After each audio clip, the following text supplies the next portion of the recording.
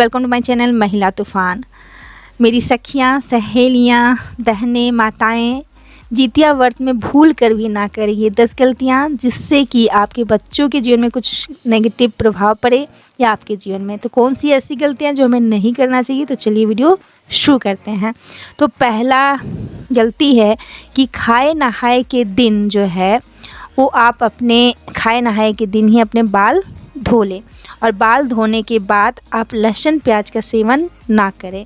और जो महिलाएं जैसे कि मंगलवार को बाल नहीं धोती है तो सोमवार को ही बाल धो लें और धोने के बाद लहसुन प्याज का सेवन ना करें।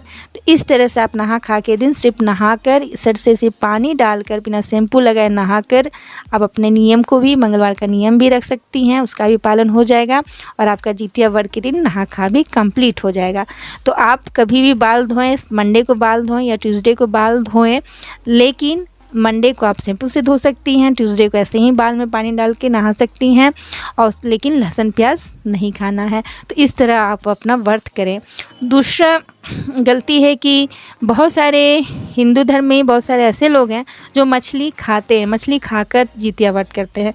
तो जो शुरू से खाते आए हैं तो वो तो खाएंगे ही। तो आप जो है अपना नियम अपने आपके यहाँ जैसे पूर्वज करते आए हैं, आप वैसे ही नियमों का पालन करें और मछली खाकर ये व्रत करें। लेकिन जो शाकाहारी भोजन करते हैं, जो मछली नहीं खाते हैं, तो उनके लिए तो लहसुन प्याज भी खाना वर्जित है। तो नहा खा के बाद वो क्या करें, तो नहा खाने के बाद उन्हें नोनी का साग, बिहार में जो हम लोग बिहारी हैं तो हम लोग नोनी का साग खाते हैं, मरुआ की रोटी खाते हैं और झींगी का सब्जी खाते हैं। 5 किस्म की सब्जी भी हम लोग बना के खाते हैं। तो हम लोग ऐसे मतलब नहा खा के दिन करते हैं। तो अगर आप में जैसा चलता है आप वैसा ही करें, देखा देखी किसी का ना करें। तीसरा नियम है सरगही। सरगही में हम लोग जो हैं सुबह 2:30-3 बजे उठते हैं। जैसे कि मान लेते हैं कि 29 सितंबर को आपका जितिया व्रत है, तो 28 सितंबर का यूँ कहें कि 12 बजे के बाद जब 1, 2, 3 लगभग 2:30 से 3 के बीच में हम लोग सरगही कर लेते हैं। यह सरगही का एक टाइम भी होता है, तो 5 बजे के पहले या सूर्योदय के 1 घंटा पहले भी सरगही लोग करते हैं, लेकिन ऐसे 2:30 से 3 का जो समय है वो बहुत अच्छा होता है। तो उसी टाइम आप सरगही करें, इस नियम का पालन ज़रूर करें। और सरगही में क्या करना है, क्या चीज़ खानी है, तो बहुत लोग दही चिवड़ा खाते हैं और बहुत सारे लोग रसगुल्ला, केला कुछ भी खाएं लेकिन मीठा खाएं। और बहुत सारे लोग पुआ बनाते हैं, बिहार में लोग पुआ बना के खाते हैं, लेकिन मीठा ही खाना है आपको। और सरगही करने से पहले आपको क्या करना है, तो सरगही करने से पहले आपको जितवाहन भगवान के लिए थोड़ा सा झींगी के पत्ते में निकाल देना है उनके नाम से। उसके बाद आपको चील के लिए निकाल देना है, फिर शियारन के लिए निकाल देना है, फिर हमारे जो पूर्वज होते हैं जिनको पितरों कहा जाता है उनके लिए आपको निकाल देना है। अगर आपकी सास जिंदा है तब तो वो ही निकाल देगी, आप नहीं भी निकालिएगा तो चल जाएगा, लेकिन नहीं है तो आपको निकालना, आपको ये नियम करना है। उसके बाद आप सरगही करें। अगर आप ऐसा नहीं करती हैं तो फिर ये व्रत करने में मतलब आपको व्यवधान होगा, मतलब अच्छा नहीं रहेगा आपके लिए। चौथा नियम है कि जब आप बीमार हैं और लाचार हैं, किसी भी तरह बीमारी से जूझ रही हैं या आपको वोमिटिंग होती है, भूख प्यास बर्दाश्त नहीं होता, बहुत कमज़ोर हैं, तो वैसी अवस्था में आप व्रत ना करें, क्योंकि ये व्रत बहुत नियम से किया जाता है। इसमें खाना वर्जित ही है, निराहार है, निर्जला व्रत है। तो ऐसे में आपका व्रत पूरा सही से नहीं हो पाएगा और अधूरा व्रत करना अच्छी बात नहीं है। तो आप नेक्स्ट ईयर करें। ऐसा नहीं है कि आप छोड़कर नहीं कर सकती, छोड़कर भी ये व्रत किया जा सकता है। तो अगर आप बीमार हैं तो अस्वस्थ हैं तो ज़बरदस्ती ये व्रत ना करें।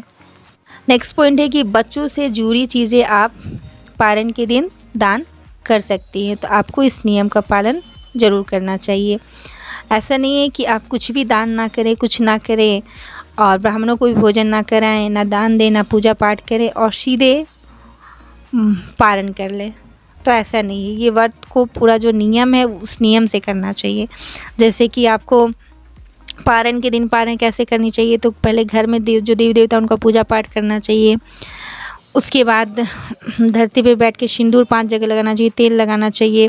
फिर ब्राह्मण को भोजन कराना चाहिए, अगर नहीं है तो उन्हें सीधा निकाल कर देना चाहिए, जिसमें अनाज, सब्जी में आलू, दाल वगैरह और पैसे देकर आप दान कर सकती हैं।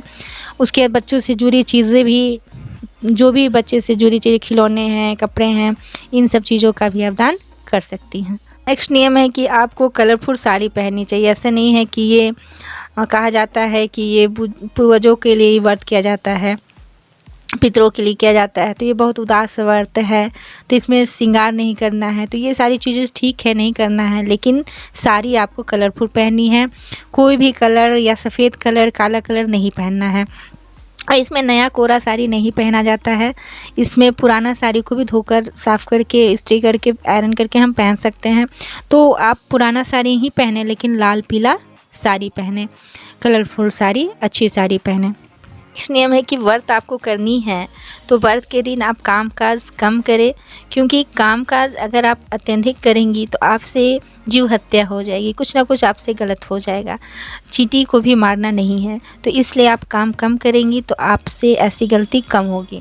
और इस दिन है कि सब्ज़ी काटना भी मना है, तो अगर कोई आपका हेल्प करने वाला है तो आप उससे सब्ज़ी कटाएँ। खासकर हम लोग हिंदू धर्म में बिहारी हैं, तो हम लोग कोहरा जो होता है, वो अंदीना, कहने का मतलब कि जब पर्व त्यौहार नहीं है उस समय भी कोहरा को हम लोग खुद से नहीं तोड़ते हैं। उससे कोई घर में मर्द है, आदमी है, तो हम लोग उससे तोड़वाते हैं। तो आप ध्यान रखें कि ये जितिया का व्रत जब आप कर रही हैं तो कोहरा या कोई भी चीज़ को काटे नहीं, तोड़े नहीं, आपको काटना तोड़ना नहीं है। नेक्स्ट नियम है कि नेल मत काटें, नाखून भी नहीं काटना है आपको, बाल भी मत धोएं, बाल भी धोने का नियम नहीं है व्रत के। जैसे कि आप तो नहा खा के दिन बाल धो ही लोगे, तो फिर आपको जितिया के दिन बाल धोने की ज़रूरत नहीं है। और आप जब भी बाल धोएं तो बाल धोने के बाद जिनकी सास नहीं है वो बाल के पानी को चूने दें, ऐसे ही सूखने दें, खुद ना पोंछें और सुखाएं। इस नियम का भी आप ध्यान रखें। और नेक्स्ट नियम है कि मन, कर्म, वचन से शुद्ध होकर व्रत करें। अगर आपको व्रत करने का मन नहीं है या किसी भी तरह की समस्या है, अस्वस्थ हैं, तो ये व्रत आप ना करें, क्योंकि आपको पूरा व्रत का प्रभाव अनमने मन से करेंगे, ज़बरदस्ती व्रत करेंगे तो आपको व्रत का पूरा प्रभाव नहीं पड़ेगा। मेहनत उतना ही करना पड़ेगा लेकिन प्रभाव नहीं पड़ेगा, तो ऐसे व्रत करने से आप बचें। और पारण, नेक्स्ट नियम और क्या होगा कि पारण, तो पारण में आप ब्राह्मणों को खिलाकर या उन्हें सीधा निकाल कर, सीधा कहने का मतलब है कि अनाज, दाल, चावल, आलू, और आप उसके साथ कुछ पैसे या बच्चों से रिलेटिव खिलौने, सामान, चीज़ें कुछ भी देकर, उसके बाद पशु पक्षी को कुछ खाना जो भी बनाया वो आप देकर, और अपने से कुल देवता या जो हमारे देवी देवता उनकी पूजा पाठ करके, सभी नियमों का पालन करके, सिंदूरा से हमें अपनी मांग में सिंदूर भरने के बाद ही पारण करना चाहिए। तो इस तरह से आपको कुछ नियमों का पालन करना, इसमें कुछ भी गलती नहीं होना चाहिए। जैसा नियम बनाया गया है वैसा ही नियम का पालन करें, तब आपका जो व्रत होगा वो सफल होगा। तो आज की वीडियो में बस इतना ही, लेकिन एक पॉइंट में और बता देती हूँ कि इस दिन जब आप व्रत करती हैं, 3 दिनों का व्रत है, तो इस व्रत की अवधि में झूठ मत बोले, किसी की चुगली, शिकायत, निंदा करने से बचे, क्योंकि व्रत के समय जितना मन पवित्र होता है, साफ होता है, और हम लोग सिर्फ पूजा पाठ पे ध्यान देते हैं, मन एकाग्रचित्त करके ध्यान करते हैं, तभी उसका फल मिलता है। तो इस नियम का भी आप पालन जरूर करें। चुगली भूल कर भी मत करें और फालतू किसी की बारे में बातें ना करें। तो आज की वीडियो में बस इतना ही। वीडियो अच्छी लगी हो तो लाइक, शेयर, कमेंट करें। मुझे तो सब्सक्राइब करें। धन्यवाद।